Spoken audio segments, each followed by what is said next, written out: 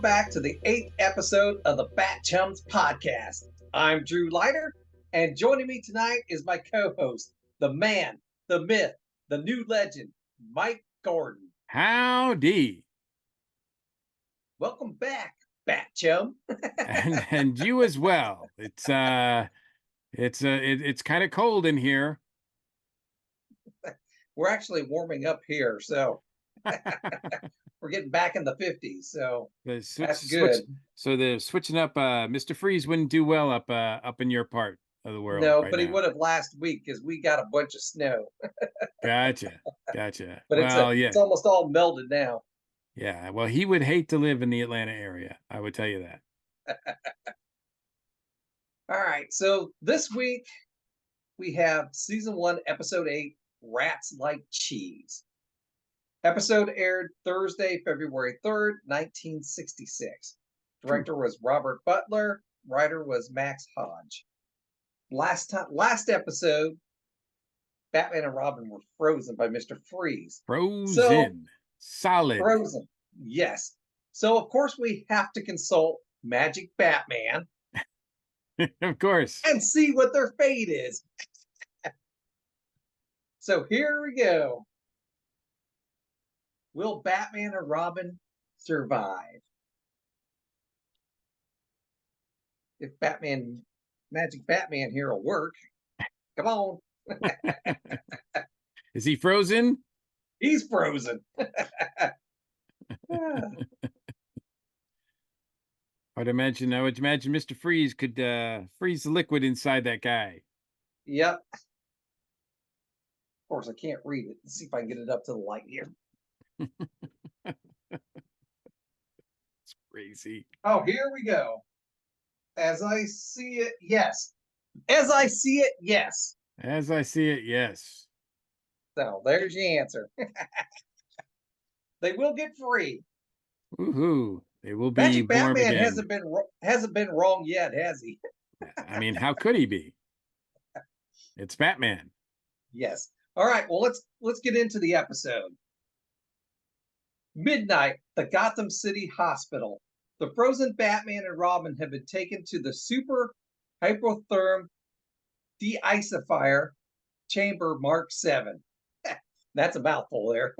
Yeah. Luckily, Gotham had one of those. Yes. Yeah. I don't think my area has one of those. I don't think mine does either. Commissioner Gordon, Chief O'Hara, and other officers watch as Dr. Vince slowly raises their temperature. It works, and Batman and Robin have been freed. Gotham City's new baseball stadium. Bruce Wayne's private box. Princess Sandra accompanies Bruce Wayne to this charity baseball game. Princess Sandra throws out the first ball. The pitcher is kidnapped by Mr. Freeze, and a message is left in the sky over the stadium, stating, 3 strikes, you're out, Batman. Bruce Wayne tells Princess Sandra he forgot about a board meeting at the Bruce Wayne Foundation scheduled for this afternoon, and he can't miss it. Aunt Harriet is clearly perturbed. Mr. Freeze calls Commissioner Gordon's office and offers the pitcher Paul Diamante's life in exchange for Batman's life. Batman agrees, telling Robin this one time he'll have to go it alone. Back at the Batcave, Alfred tells Master Dick it is tea time and brings him an ice cream sundae. Robin tells Alfred he secretly planted a homing device on Batman. Batman waits in a park as a helicopter lands. The pitcher is released and Batman sits him down on a park bench. 2 of Mr. Freeze's henchmen come up behind Batman and knock him unconscious with a club. They put Batman in a helicopter and fly off. Robin shows up at the park and tells the pitcher that he secretly planted a homing device on Batman. Batman runs off. No, not Batman. Robin runs off after the helicopter without even untying the bound pitcher. Without untying the guy. Oh. Just like... I laughed at that. You. Batman wakes up at Mr. Freeze's hideout. His utility belt is missing. Mr. Freeze taunts him from the cold side of the room. Batman tries to attack Freeze, but it's too cold. Mr. Freeze forces Batman to the dining room, where Batman discovers that Robin has also been captured. Batman and Robin try to jump Mr. Freeze, but it's too cold again. Mr. Freeze shrinks the area of warmth for one person so that Robin must watch Batman freeze to death. Instead, Batman punches Mr. Freeze, knocking him down. Batman hands Robin the controls for the temperature. Little did Mr. Freeze know that Batman was faking being frozen. Batman wore his special thermal B long underwear for extreme cold. Freeze's henchmen show up with guns. Robin puts them in the cold and they are forced to drop their guns. A fist fight breaks out, and of course, Batman and Robin win. Chief O'Hara and his men show up late because they took a wrong turn. Later on at a party, Princess Sandra tells Bruce Wayne that she would have liked to have met Batman to thank him in person for rescuing the pitcher, Paul Diamante, as well as her diamond necklace. She also ridicules Bruce for leaving the baseball game for a board meeting. Bruce replies, "Business before pleasure." Aunt Harriet is happy that Bruce and Dick have arrived just in time for dessert, baked Alaska. Wah, wah. Next week, Batman versus Zelda the Great. And actually, this is the first time they've actually announced who the villain was going to be for the next week. Oh yeah, that's Which cool. I Yes. remember them doing that on many of the episodes. So it must have been something they decided to start adding with this episode. The ironic thing about that is that the next week, and we'll get to that in the next episode, but next week is a new villain that's created just for the show. So they're touting somebody that nobody knows. They're like, next week, this villain's coming. And it's like, who? Like, maybe that was the whole point. Everybody's going, huh? maybe. But yeah, so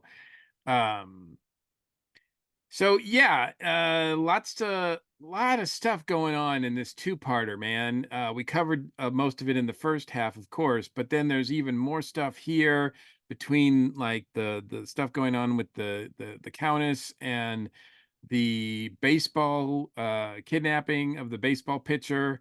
And Batman gets kidnapped, and we think that Freeze is going to get his revenge because of what Batman did to him. There's some stuff with Robin here. Like, there's just a lot, man. This is hard to believe that it's only 25 minutes. Yeah, it is. There's a lot packed in here. And with the first, if combined with the first episode, when you combine like the whole scheme of all the diamonds and the ice rink and the car chase or whatever, and the whole fight scene between all the like guys dressed as Batman and Mr. Freeze, it's like, man, this two-parter has like a little bit too much going on, I think, for it. It does have quite a bit going on. And in this one, we see that, the pitcher gets kidnapped, and Mr. Freeze's big plan is to exchange the pitcher for Batman. But what's funny is they give up the pitcher before they even have Batman in their in their clutches. Not the brightest thing, but Yeah. Batman does keep his word. So What did you think of not just the episodes, but particular, what do you think of, I mean, we mentioned it a little bit in the first half, but George Sanders as Mr. Freeze. Especially, when we're coming off I mean, he's got a little bit of a disadvantage because we're coming off the triple threat, right? Of, first the Riddler, then the Penguin, then the Joker. Now we have Mr. Freeze.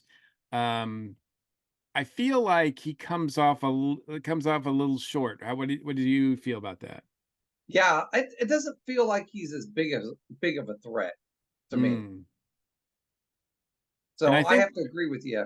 and I think even though I love George Sanders as an actor, I do think that the way he plays the role is a little understated. So, I mean, everybody else was so maniacal, especially in the way they laugh and everything, whereas, George Sanders is playing it, and that's perfect for George Sanders. That said, I think, he's playing it pretty well, but I do think, and the fact that he's out for revenge, I think it's so because he's got a not a legitimate beef, but I mean, he's got a beef against Batman because Batman made him this way. So I think that he's got like, reason, more reason than any of the other villains that we've had to go after Batman. But it gets all convoluted in the diamond thing and then the kidnapping and then all this sort of stuff. It's like when it's just him and Batman in that scene where, he's controlling the temperature or whatever, and Batman's quote unquote faking being cold. Um, I think that's my favorite part of the two-parter, actually. Batman with Batman faking it, he could have just took him out right then. I don't know I why he didn't. because then it would be over in 15 minutes. I guess. It is kind of weird. And poor George Sanders too, because since the resurgence of Batman 66, since the licensing all stuff got resolved and been making toys and other things like that, um, most people, when they think of Mr. Freeze from the 60s show, think of Otto Preminger's depiction of him. And so that's what usually you see with the marketing and the depictions of him. Now, they even made some figures, and when they made the figures, they made primarily Mr. Freeze was Otto Preminger. There was a variant with Eli Wallach, who will go on to play him later.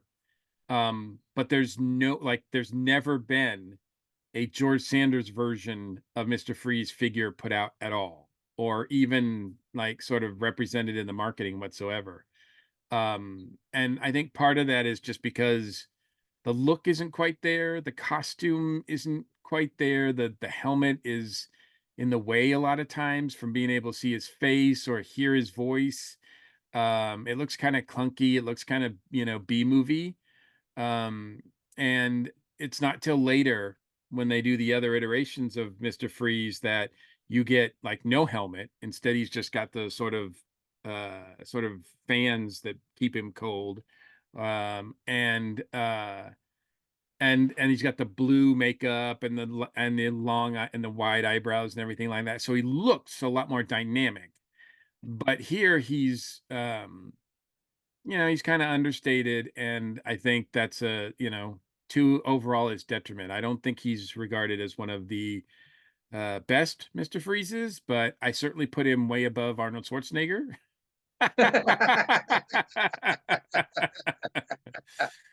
And like I said, when it's one on one, I find that he's really good. I wish he got a chance to play him again, maybe. But alas, when they were ready for him to appear again, he wasn't available. And then he didn't really unfortunately, the actor uh died like in 1972, which was just 6 years after this, committing suicide, actually. So, not a great story there, but he I think it's interesting, but yes, when you put this next to the first three stories that we had, the first three villains that we had, this one is a little rough. Yeah, definitely Riddler, Penguin, and the Joker. All three of them are more, what do I want to say, more enthusiastic. I was gonna say, dare I say, dynamic? Yes, dynamic. There you go. Yeah, the other thing about this too is there's a line in here, we were talking about in the last episode where the butler, I think it's the butler, right, gets frozen and then we hear him like Yeah. shatter. There's a line that the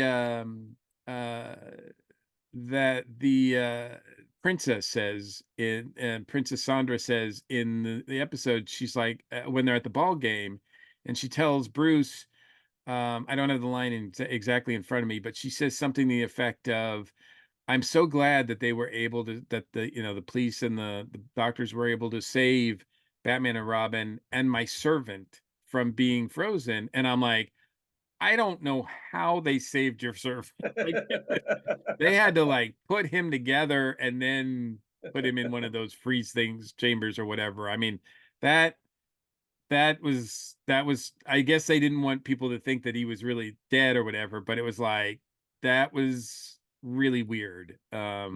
That yeah. So I guess technically, according to the show, he didn't die. But yeah. Anything else of this episode that you noticed that was interesting?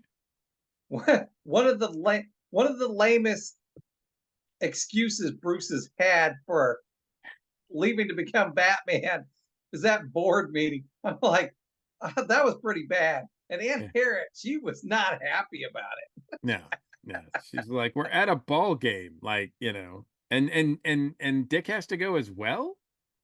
it. you know, Doesn't but make a whole lot of sense. yeah, yeah. Sometimes he's not so. He's pretty obvious in terms of hiding it, not hiding his cover, because it's like they get the message in the sky, and then he's like, hey, I just remembered I got a meeting I gotta go to. And it's like, really? Because yeah, this happens a lot though. This is gonna happen a lot. This is gonna happen over and over and over again. They're gonna have to make excuses. And yes, that's part of the fun of this, where it's like, yeah, this is pretty lame. I also think that the fight sequence in this one between like I think Batman says something like 3 against 2, just that's about even odds or whatever. And I'm like, no, you guys could take care of 3 guys, no problem. Like it's just like, and it was pretty, as fight sequences goes, it wasn't really that interesting. I think they just threw it in there. And then of course when the cops arrive, it's just really ridiculous that they got lost. Yes. Yeah. You guys are 45 minutes late. It just You goes to got show you how lost. lame the cops are. I mean, Yes. it's like they can't even get there, right? So, yeah, Oh, it's one of the other things I wanted to mention. 'Cause we get to the end of the episode, the princess doesn't seem to be interested in Bruce Wayne more no. anymore. She's interested in the pitcher. Yep. And I Yep. wonder if it's because he up and left her at the ball game. You know what? I would not be surprised. I would not be surprised. Plus, I mean, the pitchers met Batman, or at least Robin anyway. Adam, as far as we know, Bruce has never met Batman because, of course, how could he? Yeah. But yes, I'm glad you pointed it out in your summary, because I think another point where I was just dying was, I'm like, Robin, you could at least cut the guy loose. Like, like the pitcher's just sitting on this bench with his arms and legs tied or whatever. And I'm like, that's just, yeah, come on, Robin. That reminds me of the time where there was a car or something on fire in the previous episode, and Batman fails to put. He's like even holding the fire extinguisher and fails to put it out. That Although reminded me of that. it was a cool reveal later on in the episode when Batman goes to goes in the other room and Robin's there. Like that was like, oh, they captured, like that was a pretty cool reveal that Robin was captured. Yes. So shows how yeah, he's still got a lot to learn, that boy Wonder. Yes. All right. Well, that wraps up another episode. Did you have a shout out? I do. Another, I've been using a lot of books and advertising them here, mentioning them here for my resource when my reading material as I read each episode. And this is almost like a Bible that I think every Bat fan should have, which is the official Bat book, Batman Bat book. It's by Joel Eisner. It has like a few editions. This is, I think, the first edition that I'm holding up here for those people listening. This was released back in the days when before anybody really cared about the show, and this was the first real book that talked about behind the scenes stuff that came out. I think it came out in '87, and has an episode guide in here, and a lot of like cool pictures and bat facts and trivia and all that kind of stuff. There's I think a few years ago they put out a revised version that's like twice as thick with a bunch of information on this. So I don't have that yet, but this is a great resource for folks who enjoying the series and like to sort of look along while they're watching to find out like some of the little behind the scene tidbits about each episode. So I definitely recommend that. All right. And for my shout out, I'm going way off topic here. Oh, I started rewatching the show Lost. whoa. So I know it's another show that's older now. I didn't realize it's been 20 years since it premiered in 2004. It's been oh wow. So yeah, it's an anniversary. Wow, yeah. Yeah, that's not the reason why I started watching it. I was like, I don't know. I was like, I've watched this show for a while, and I just got done rewatching Game of Thrones, and Gotcha. when I finished Game of Thrones, I was like, this time watching it through, the ending wasn't as bad as I remembered. I liked it. I liked it better this time, and maybe that's because I wasn't as disappointed because I knew the Right, because outcome you already. knew it was coming, right? I knew it Yeah. was coming, so I enjoyed it a lot more this time. So I was like, why don't I go ahead and revisit Lost? Because I remember I remember watching most of the show and being interested in it, but not liking the ending as much. So I thought maybe I'll rewatch this and see if I like this ending better this time. So, How many and seasons there's a is lot of Lost? stuff I've forgotten. So, Oh yeah, me too. but But I'm in that the was first. I'm a few episodes into the first season, and I it still holds up. I think it's still pretty good. Lost was a game changer. Lost really changed the fabric. I mean, I don't want to make this into a Lost podcast or whatever, but I was thinking the other day, you know, I Lost didn't create this, but I think because of Lost success, now it's almost like every show that has some sort of arc to it also has a series like of flashbacks in every episode. Like flashbacks are used way more than they were used back then. In fact, I have no doubt that if they were going to make a Batman series today, it would be full of like flashbacks all the time because that's just the way things are now. I mean, it's almost every time I watch a show now, a series, like it's a storyline and then flashing back to another time period or multiple like it's so common now. But if nothing else, Lost changed it so that made it a thing to do. Yes, Um, but but I enjoyed Lost. it was very if I could say the word relevant to learning about the characters because you had all these characters crash land on this island, Hmm. and the way we learned about them in the show, I mean, you get to know them interacting with the other characters, but to know their history, the flashbacks got you more in depth with the characters, and every episode focused on a different character, at least in Yes, season 1. yes. So but anyways, that's my shout out for this week. Hey, that's a good one. That's a good one. And we're watching more shows. We're watching other things other than Batman. So it's a fun thing to do. And yeah, I'm always trying to, put my thoughts about whatever I'm watching on my social medias. So people can check that out too. All right. If you'd like to comment on anything we've talked about tonight, you can reach us at our feedback line 317-455-8411. Leave us a message, text us, or you can email us at batchumspodcast@gmail.com. All right. You ready to get out of here, Batchum? Sure thing. Bat chums are ready to move out. Atomic batteries to power, turbines to speed. Thanks for joining us, and we'll see you next week. Same bat time, same bat channel. Just wait. The worst is yet to come.